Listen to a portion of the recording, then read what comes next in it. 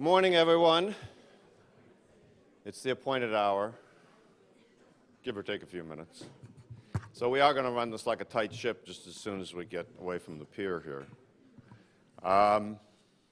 Welcome, all of you, to the 25th Annual Policy Research Conference of the National Academy of Social Insurance. My name is Larry Atkins. I'm the president of the National Academy. It's a great pleasure to be here this morning with you, and I hope you are looking forward eagerly to a very exciting program that we have for the next 2 days here.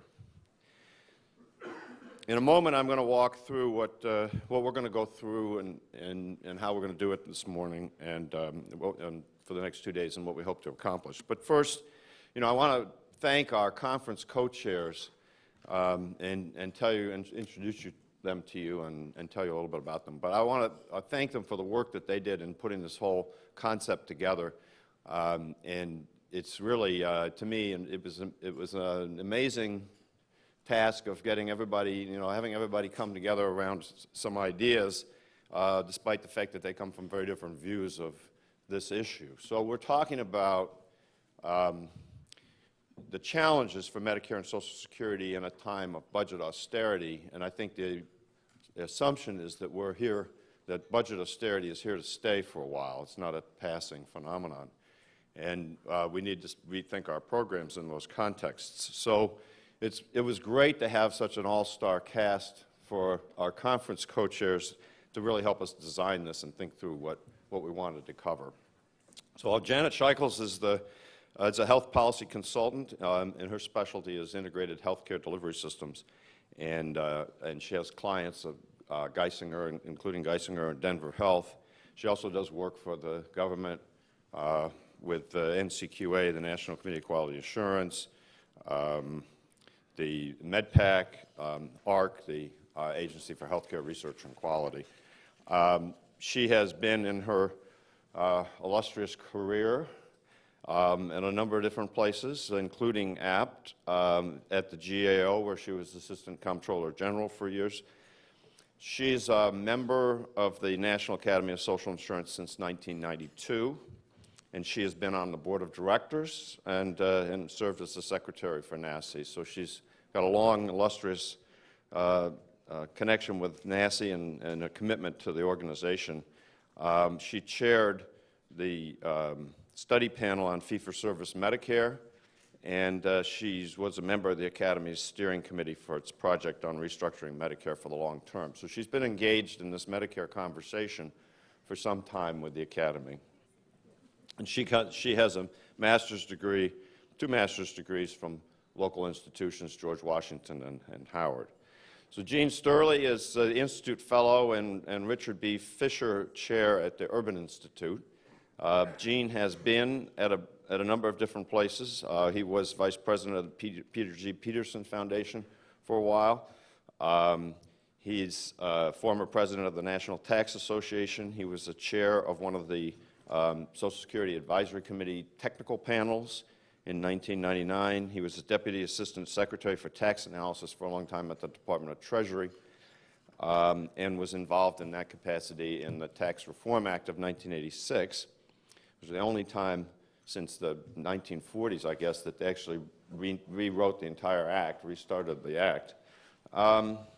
He's written on tax policy, on Social Security and the family, and on retooling Social Security for the 21st century, and he is definitely a leading light on Social Security policy. He's been a member of the Academy since 1990 and received his PhD from the University of Wisconsin. And then Fernando Torres-Gil, who's an old colleague from many different iterations over the years of mine.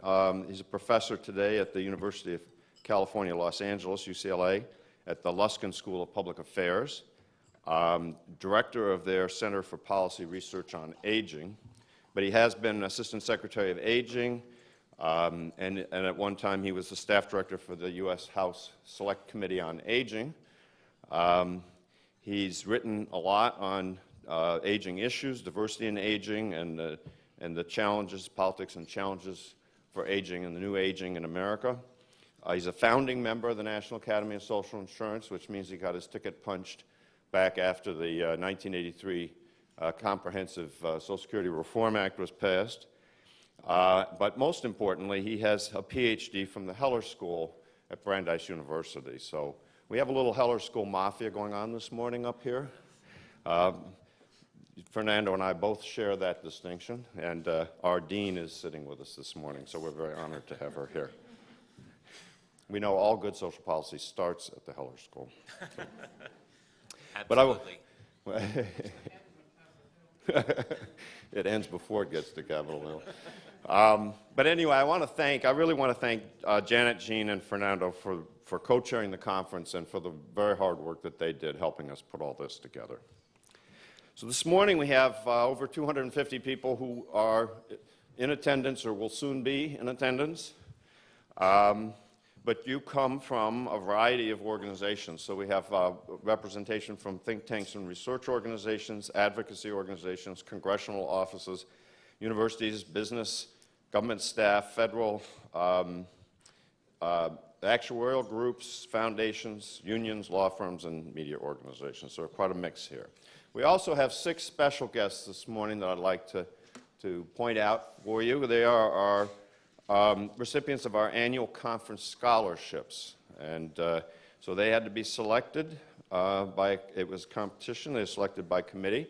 And so I'll call their names and ask them to stand and be recognized, and I'll ask you to, at the end, after I've introduced them all, give them a little round of applause. So from Florida, by way of Minneapolis, where he's a Master's of Public Policy candidate at the University of Minnesota, James Chan.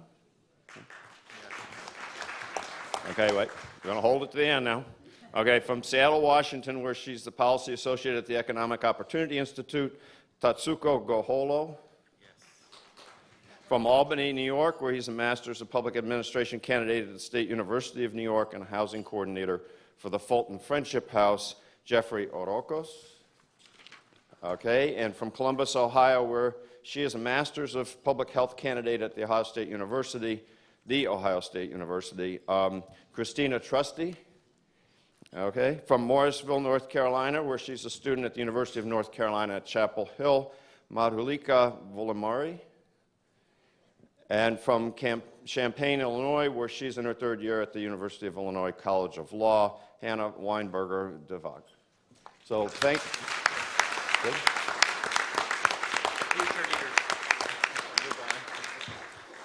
So thank you, and I hope that you'll all keep an eye out for them and give them the opportunity to talk with many of you during the breaks in the conference.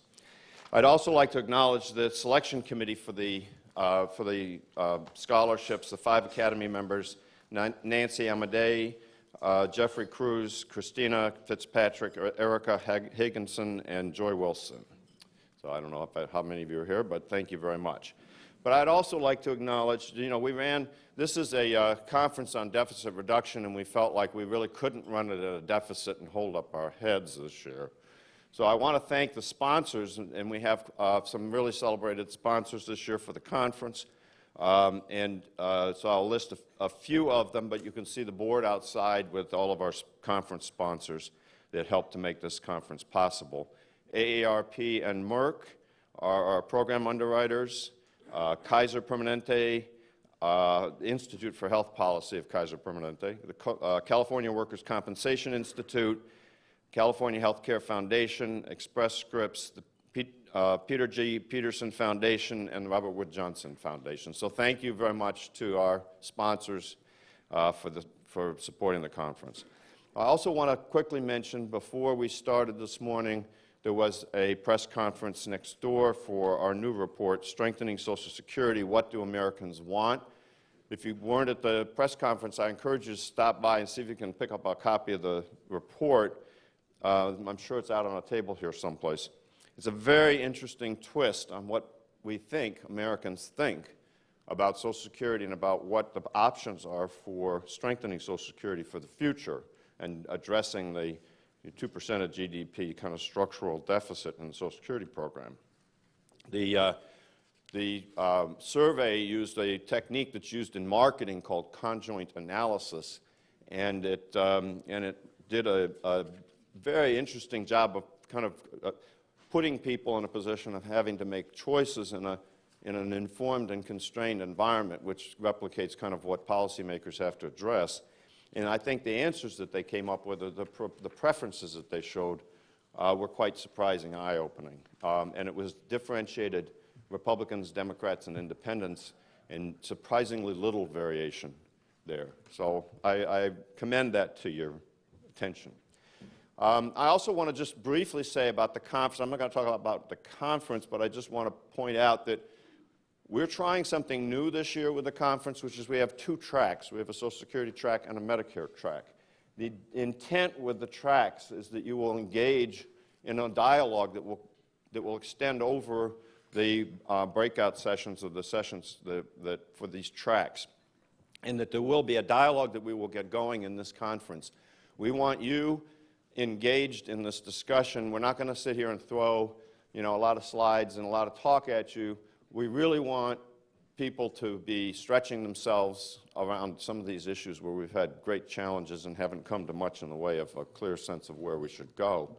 And we really want to put tough issues around this deficit, the deficit environment in Medicare and Social Security, and hopefully come out with some interesting things as a result. So we are really focused on what are we going to learn from each other over the next 2 days. Just a few housekeeping items I've been told I have to talk about. So, and then I get paid. So the first is the exhibit lounge. You were having coffee over there, I think, in the exhibit lounge. And you'll see there were wonderful exhibits over there from some of our sponsors and others with materials, interesting materials. We will have a book signing there from two of our speakers. David Wessel and Suzanne Mettler will be signing books, and that will be when? After each lunch. Okay, after lunch, after they speak. Okay, so in your folders you're going to find the welcome letter from the co-chairs, the full agenda, speaker's presentation, et cetera, all the material you would expect. It does list the books that are at the book table in the exhibit, the NASI book table, and additional information about our programs. Keep your name badges. You need them tomorrow, so don't leave them on your dressers tonight. You have evaluation forms in your books, and of course we love your evaluations, so please help us with that. If you happen to tweet, you can use hashtag NASI 2013, so that's NASI 2013. And that's the hashtag for all you tweeters. I won't call you twits, because that just shows how old I am. And then there's Wi-Fi, and so there is a passcode in your folder if you're Wi-Fi connected. And I will just say that there are NASI staff and volunteers all over the place. Don't hesitate to ask them any questions you have or engage them. So we'll hope that you're going to have a wonderful conference. We're looking forward to it. I hope you're looking forward to it. We're going to come out with some very interesting stuff at the end of this. And so in order to get us started, it's my great pleasure to introduce my dean from the Heller School, Lisa Lynch, who, in addition to her current position as the dean and the Maurice B. Hexter Professor of Social and Economic Policy, and this is at the Heller School for Social Policy and Management at Brandeis, for all those who missed all of that allusion there. She also sits on the Governor's Council of Economic Advisors in Massachusetts and is a member of the National Academy's Committee on National Statistics, right, and president-elect of the Labor and Employment Relations Association.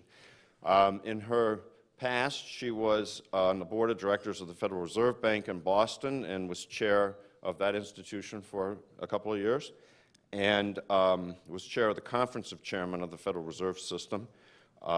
Before that, she was chief economist at the U.S. Department of Labor. She is a well-known, and if you watch or listen to NPR or watch other television, you will know that she's a highly regarded and quite prominent labor economist, who I'm sure will explain to us why we are in a quarter that we just passed through a quarter in which the economy shrank, when we thought it was growing, and I'm sure there was a really simple explanation for that, Lisa. But more importantly, Lisa's going to kick us off on this question of, we really have to stop meeting like this, because we do keep meeting, and then we all don't ever get anywhere with any of the things that we're trying to do. So how do we move from meeting to action? What is it we should be thinking about as we go through the next 2 days? What are the things we need to keep in mind that are the pressing and fundamental concerns for the future of the American democracy, but also our social insurance programs, which, I'll just say, to me, social insurance is the greatest expression of the American democracy, because it is the place where we all come together and contribute to something that is beneficial to all of us, and where we advance the common good through collective action. And so I think it is important. These are important institutions, and as we go forward, we have great challenges with our economy that will be challenges for maintaining these institutions. So Lisa's going to help us to understand some of that and hopefully be charged up to go and forward into the rest of the conference. So.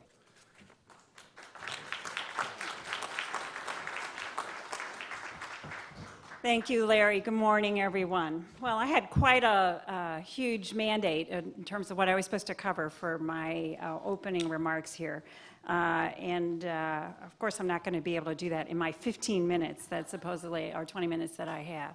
But what I thought I'd do is just sort of throw out some facts, some thoughts, some observations on the economy as a whole and how that is shaping the dialogue and discussion today with respect to Medicare and Social Security.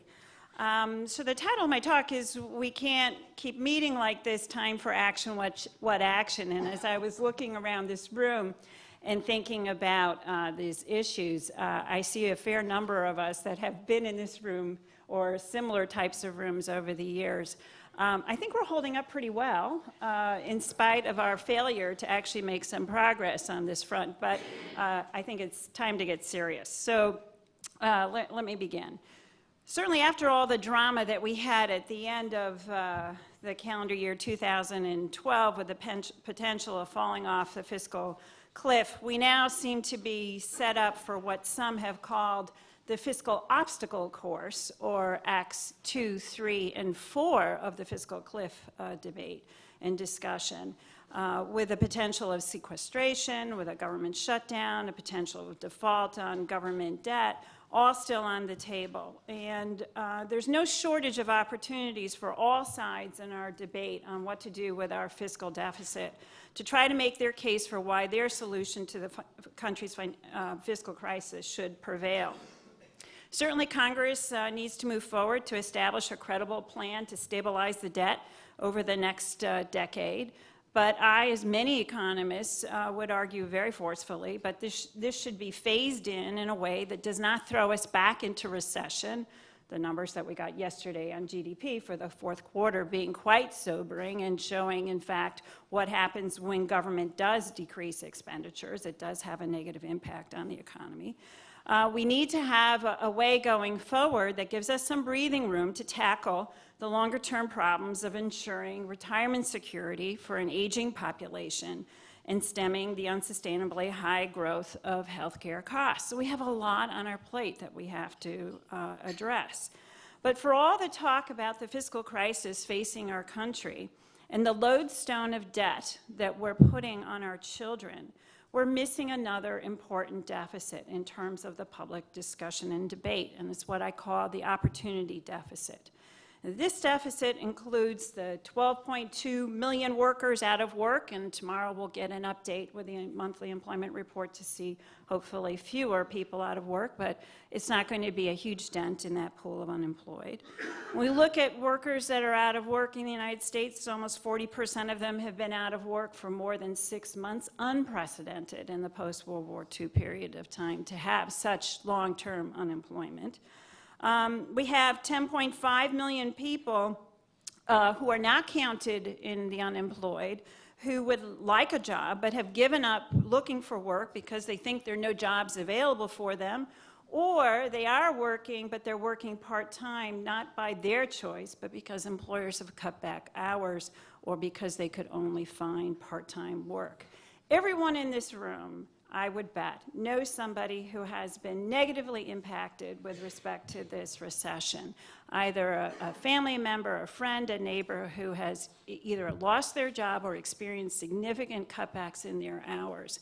So this has been a recession that's hit across the economy, across all sectors of the economy, with the important exception of the healthcare sector, the only sector that's continued to add jobs.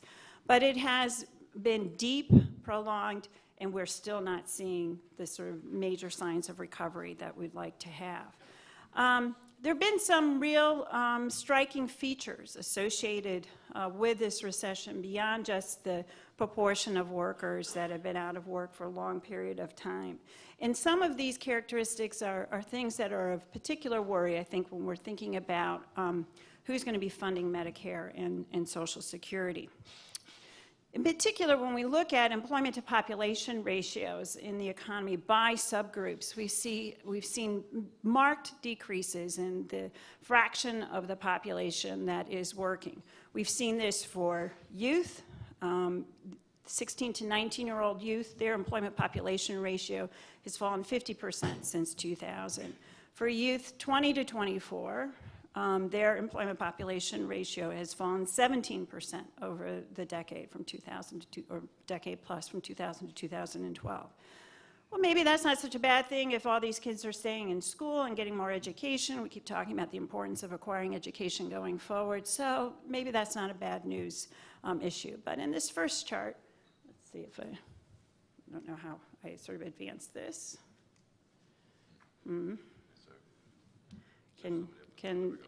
Whoops, here we go. So in this first chart, this is looking at the employment population ratio of men from 1990 to 2012, but this is men age 45 to 54. So these are prime age males. These are not men going, staying on in school for a longer period of time. And you see that through this recession, we've had an unprecedented drop in the employment population ratio for these men. Now, a lot of that, in particular, when you look over the period of 2010, 2011, this is what was labeled the man session. We saw a lot of men that were laid off in the construction industry and manufacturing. So this is reflecting that rising unemployment for males. But it's beyond that, because even in the recovery, which male jobs have been, or sectors which hire disproportionately higher fraction of men have been coming back a bit faster than the sectors that women are more likely to be in. We still see that this employment population ratio is very low. And this is something that people have pointed to when they've been looking at increasing claims for disability insurance, that what has happened with long spells of unemployment, that people have opted, even in this age category, to go into disability. It's not to say they're faking it. I mean, we know that long spells of unemployment are associated with worsening physical health, with worsening mental health. But we also know that once people are in disability, that it's like at a permanent absorbing state. And we don't have mechanisms in place to do a very good job of helping people transit back out into the labor market. This should give every actuary who's looking at Medicare and Social Security pause for concern to see such a big drop in this employment to population ratio for prime age males. Let's see if I can, all right. So the opportunity deficit that we have in this country has a lot to do about people actually having jobs. But even if they do have a job, what's happening with respect to the wages that they're getting in that employment? Workers are struggling and have been struggling for a long period of time to find jobs that pay a decent wage that's enough to support themselves and their family members, to cover health insurance, to cover pension benefits. And we've seen, going back into the 1970s going forward, we've seen an increase in inequality in terms of the wages that workers are getting. So growth in wages for those at the top of the labor market and stagnation for the majority of workers. In 2011, the median earnings of women who worked full-time year-round was 77% of that for men working full-time year-round. Not statistically different from 2010. Real median earnings of both men and women who work full-time year-round declined by 2.5% between 2010 and 2011. So the reality in terms of the wages that people are bringing home, should they be lucky enough to be in full-time employment, is that those wages have been stagnant. And in fact, when we look over the course of the, since 2000, we've had, for the first time since the Great Depression, wages, median wages, stagnant. So we've had no increase in wages. And this, again, is sort of unprecedented. There's other areas of this opportunity dimension that are of concern. Until World War II, let me see if I can get this, whoops. Let me step back from that. One of the things that you might think about with increasing inequality is that as inequality goes up, yeah, that's bad, but maybe it gives people incentives. You know, maybe we have in our society pathways for people to move up to those high-paying jobs. And this, whoops, now we seem to have gone backwards. Oh, there we go. There's like a second Lisa Lynch that's handling the clicker here. So this chart is a chart from the OECD that looks on the horizontal axis on the probability of kids moving up into higher occupational classification than their parents. That's on the horizontal axis. On the vertical axis looks at inequality. It's just sort of looking at some of the major industrialized economies in the OECD. And you see in this chart that, you know, our great American dream is that, oh yeah, there may be big earnings differentials, but we have an opportunity of moving on up and getting into those high-paid jobs. The reality, when you look at this, compared to others that we like to think of ourselves in that club with these other industrialized economies, is that we have very high inequality and very low income mobility. So we don't have that American dream in place. So when you're trying to understand some of the polling data, Larry, that you were referring to about the choices that people are making, you have to understand the context in which people are answering those questions. They're doing it in a period of time when they see themselves or their neighbors or their family members struggling in the labor market. They see wages stagnant. They see opportunities for moving on up not occurring.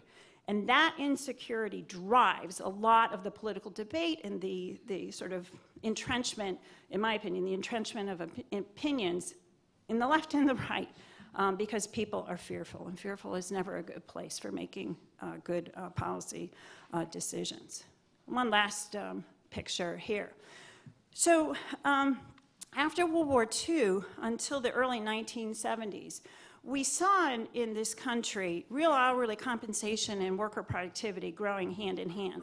And when you look at some of the assumptions the actuaries use with respect to the trust fund, for example, the Social Security Trust Fund, there is, you know, a notion of, well, as productivity goes up, compensation will go up. This is, you know, we grow together. But since the 1970s, a gap has emerged between pay and productivity. From 1973 to 2011, productivity grew 80%, but real median hourly compensation grew only 10.7%. In 2011, real median income in households was 81% lower than 2007 and 8.9% lower than in 1999. Some interesting work done by Larry Michel and his co-author Guy. They looked at why this relationship between productivity and compensation seems to have broken down in the US. And in particular, that gap has accelerated over the last decade.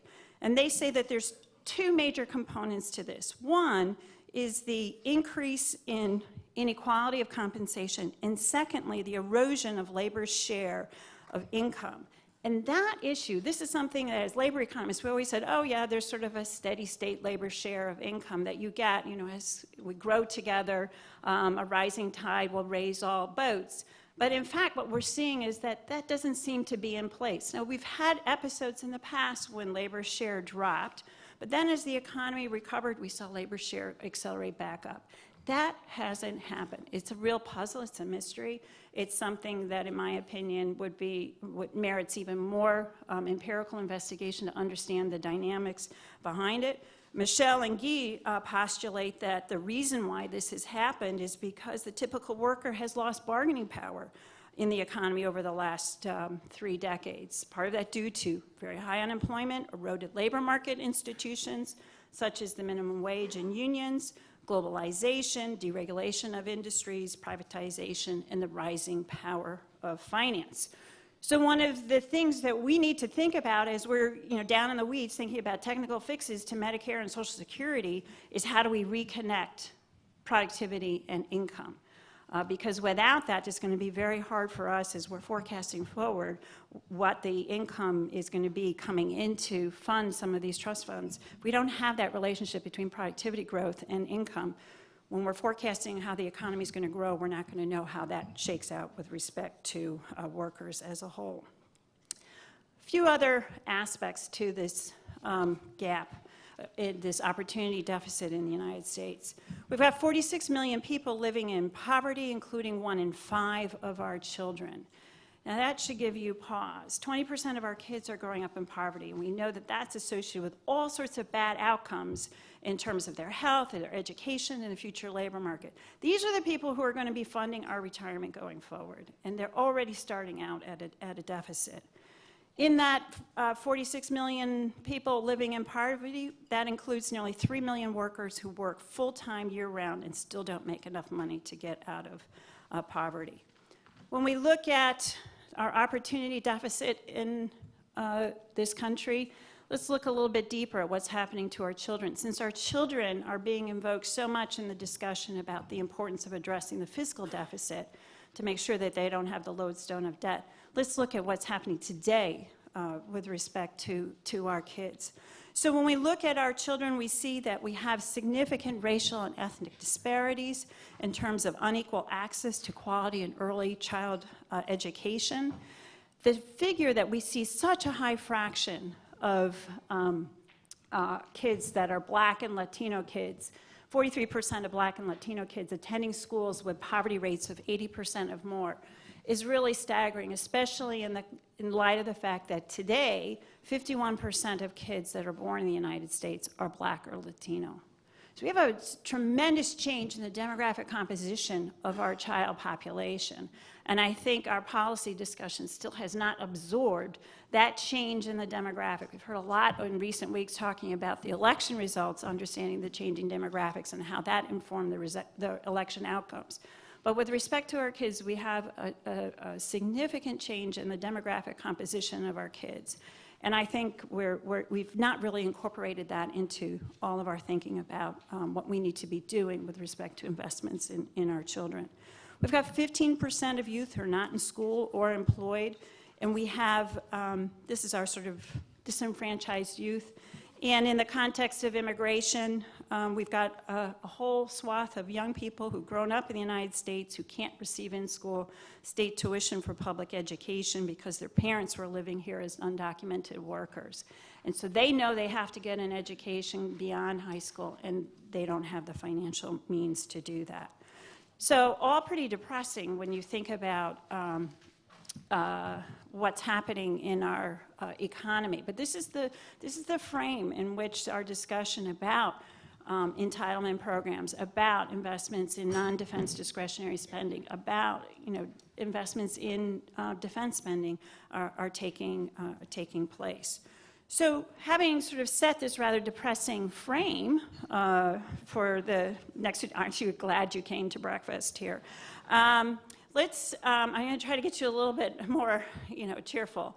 Let's look at where the American public is with respect to their priorities for the government. I didn't have the virtue of having seen the latest data that you've pulled together, Larry, but it sounds like these numbers are not inconsistent with what the NASI report talks about. These are some 3 polling charts that come from a recently released study that some of you may have seen that was released last week from Kaiser, Robert Wood Johnson, and the Harvard School of Public Health.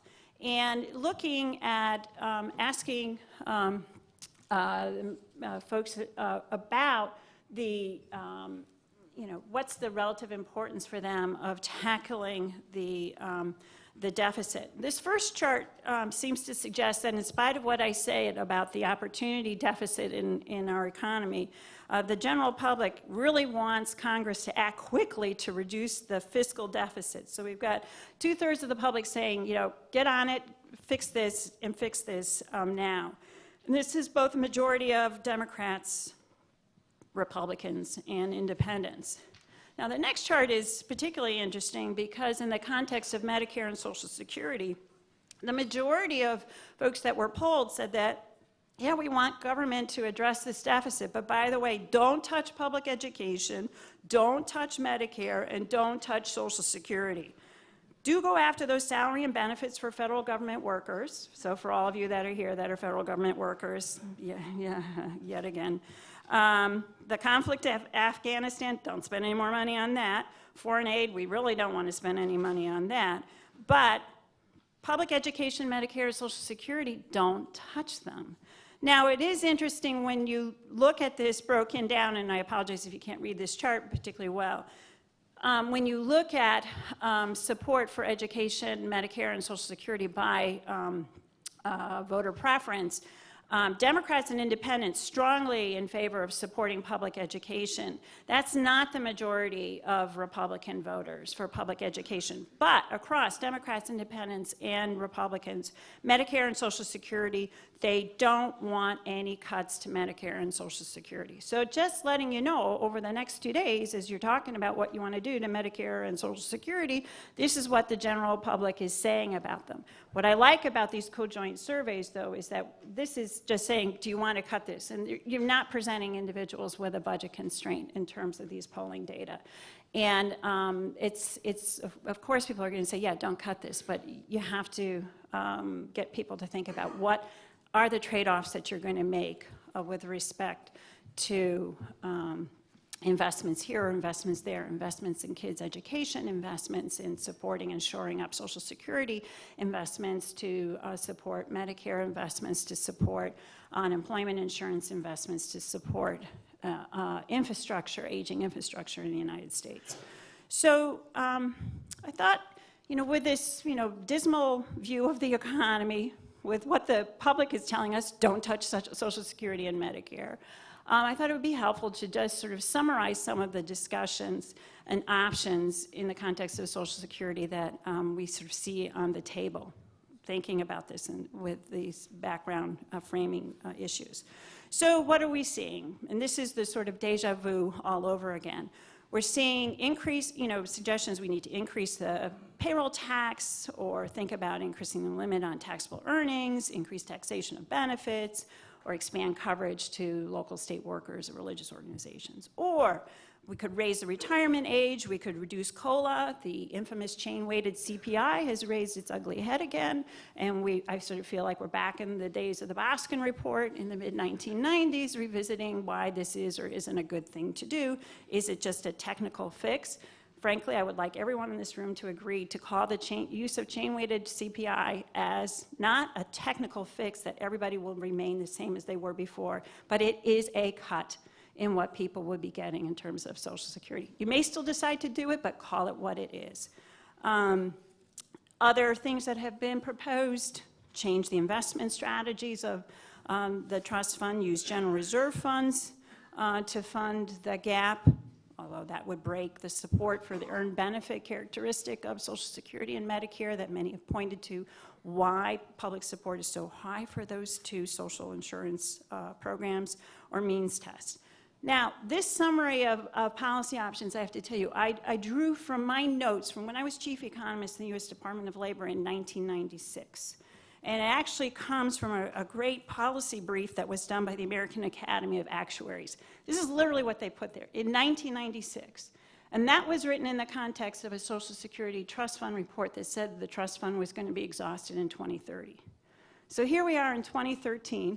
We got the same things are on the list of what we want to talk about. We have a trust fund that's now being forecasted to expire in 2032. So it sort of looks like it's the same, but it's different.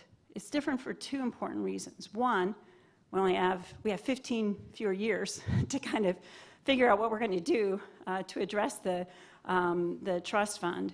And secondly, that the nature of the labor market is much more fragile today than it was in 1996. In 1996, we were taking off, we were adding 250, 300,000 jobs a month, wages were rising, worker productivity was rising, labor share was going back up. Today, we're in a very different context. So we have a shorter period of time to try to address these discrepancies, and the context of the labor market that we're dealing with today is much, much more fragile. So, our challenge over the next 2 days, I would like to throw 3 things out to keep in mind as our discussion unfolds over the next 3 days. First, I would love everyone in this room to commit over the next 2 days to making this a spin-free zone, okay? I know it's hard to do it. But if we're, one of the things I've always appreciated about the National Academy of Social Insurance is that it was a place to bring people of differing views in a constructive discussion to try to find common ground to advance a social insurance system that will both serve the needs, the growing needs of our society, but that is designed in a way that is financially sustainable going forward. So I urge you as you go, especially in smaller sessions, to try to sort of spin-free zone, everything, when the cameras are off, et cetera, have an honest discussion with one another. It's so important for us to do. Secondly, as we're thinking about the things that we need to be doing with respect to Medicare and Social Security in a time of austerity, I urge you to be advocates for data. It is one of the victims, potential victims of our policy austerity discussion, might be the very data that we need to have to understand, for example, what would be an appropriate cost of living adjustment index or CPI for the elderly. Well, if we don't collect the data for that, then we're never going to be able to know what is really happening in terms of expenditures for the elderly. And rhetoric will rule the day rather than data. What is the impact of these declining labor market conditions for different demographic groups that are particularly dependent on Medicare, Medicaid, Social Security? Well, if we stop collecting SIP, if we drop the American Community Survey, we won't know what's happening to those groups. We don't want to be making policy blind of what's actually happening to our population. And thirdly, I urge you to think about interconnectedness of choices that we make in the terms of the policy debate. As we choose to minimize the lodestone of debt that will be facing our children in the future, but at the same time lay off teachers, what kind of future are our kids going to have if they don't have schooling? As we choose to reduce benefits, potentially benefits that are being paid out to individuals, what kind of support structure are they going to have to be able to keep themselves and their families together? If we're making choices with respect to changes, for example, in healthcare, we decide we want to repeal healthcare reform. This is going to leave millions of people without it and abandon cost-saving measures that we need to have in Medicare to help shore it up and harm our Social Security outlook. So all of our choices are interconnected. The brain power in this room, the experience, the knowledge and understanding of the system is extraordinary. And so no spin, get to work, and I look forward to seeing the discussions that we're going to have over the next 2 days. Thank you.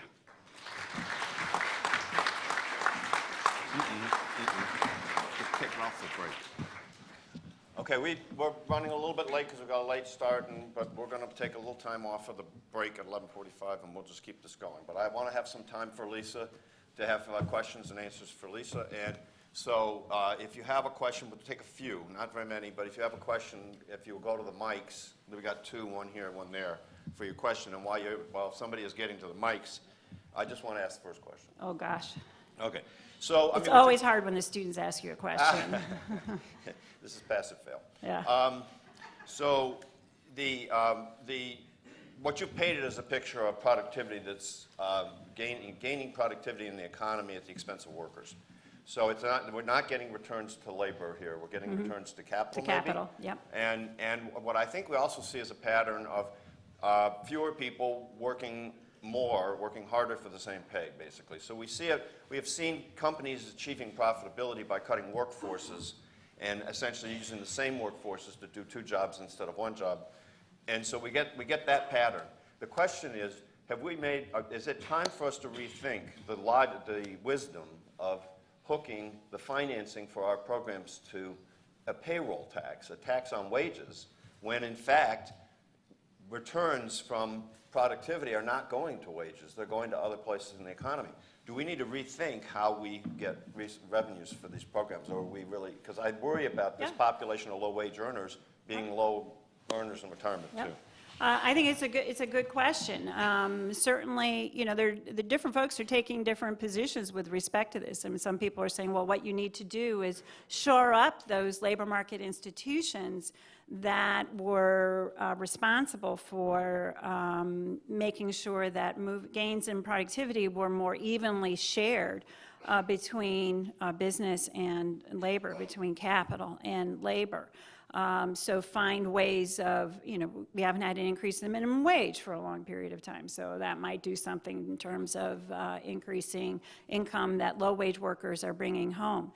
But certainly what has happened today, and it's been something that has been increasingly gaining in our economy, that the labor market is no longer defined by the borders of our country. We're in a global labor market, we're in a global product market, and there's only so far with respect, unless you're going to, you know, say nobody can leave the country, nobody, you know, put up Fortress America, it's going to be very hard for us to bring back the same weight of labor market institutions, I think, that we had in the period, say, immediately after World War II.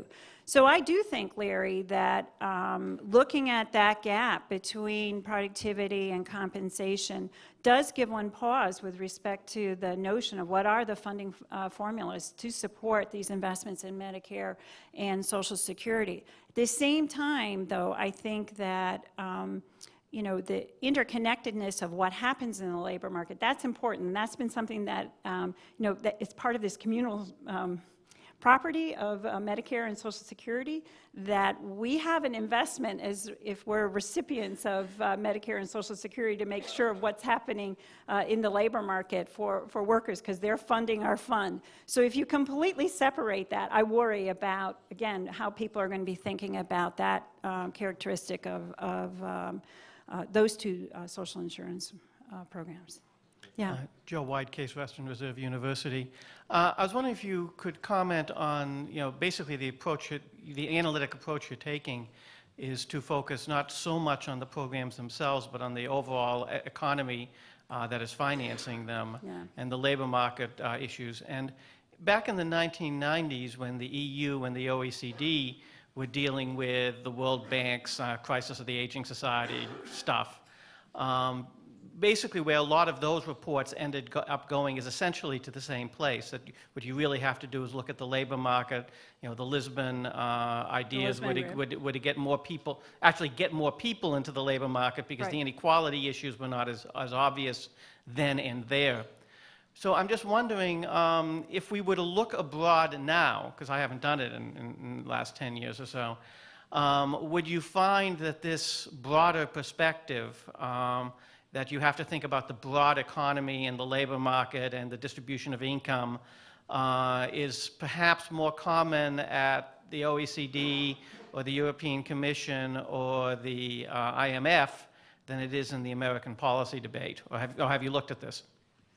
So, yeah, I mean, the OECD has been having a series of conferences looking at the nature of the labor market and jobs and you know, supporting structures for that. I think what's interesting is that it goes back, Larry, to the point that the question that you raised.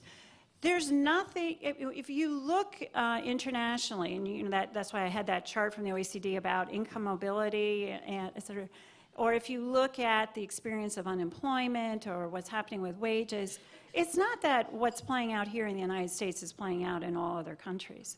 So if you, for example, you compare us to Germany, Well, Germany went through the same, contraction that we did. They didn't have the same experience of fall in unemployment. They haven't had the same stagnation of wages. Now, that's in part because they did some labor market reforms that actually made their labor market more flexible to actually be able to respond to the nature of the financial crisis. But there's still a significant protections in place to address this issue of the sort of gains between productivity gains and how it gets distributed between capital and labor. And that's certainly an economy that is very engaged in the global economy. It's not that they're an isolated economy that's sort of set up fortress Germany. Now, having said that, much of their trade is within the rest of the European Union. So you have a block there that's sort of setting up those labor market protections and trading a lot with themselves. How long they're going to be able to sustain that going forward is something that people have been looking at. And secondly, within the context of Germany, was that they had set up a set of programs in place to allow employers to bank and workers to bank income during times of success that then they were able to draw on during downturns. And you have a pension system in place that is much more generous than our Social Security system. So there's a whole set of interconnected support structures there that I think played out, at least in this recession, in a very different dynamic than what we see in the United States. Sorry, I know you have a follow-up, but No, just, question yeah. Hello, I'm Catherine Edwards. I'm a PhD student at the University of Wisconsin-Madison. So I find what you're saying to be very interesting, and I'm glad not depressing. So. I knew it already. But yeah. so this could be either viewed as a softball or a hardball question, but if kind of what you're getting at is that one of the problems with Social Security is that we have too many problems with things that aren't Social Security, Yeah. such as the returns to productivity and et cetera. I know that over the course of the next 2 days, we'll talk a lot about policies for Social Security and Medicare and kind of our dream list of the reforms we could make. But if you could talk, say, 5 things that if you were a social planner and you got to do whatever policies you want, 5 things not related to Social Security that you think would make Social Security's life easier, what would they be? Okay, I'll give you 3. Okay. Okay, sort of, because I know the time is short. So, first thing that I would do, I would address the issue of what we're doing with respect to our investments in our children, in early child education, and making sure that opportunities for access to early child education are afforded to all children in our society, not just those that are better off. That would be the first thing I would do. Secondly, I would reform the way in which this country thinks about supporting worker training. So at the moment, when we have a lot of workers that have been displaced in this recession, who've been out of work for a long period of time. They're not in a temporary spell, a temporary layoff and going back to their employer. They're going to need transition back into work. But how have we designed our federal training system from a financial point of view? We increase the amount of money that we allocate for federal training when the economy is in a recession, when there are no jobs. And when jobs then start emerging, we decrease the amount of training that we provide funding for our workers. So we're willing to train people when there are no jobs for them to take that training into, but when there are jobs for them to go into and employers are talking about difficulty in finding workers, we pull back in terms of the training.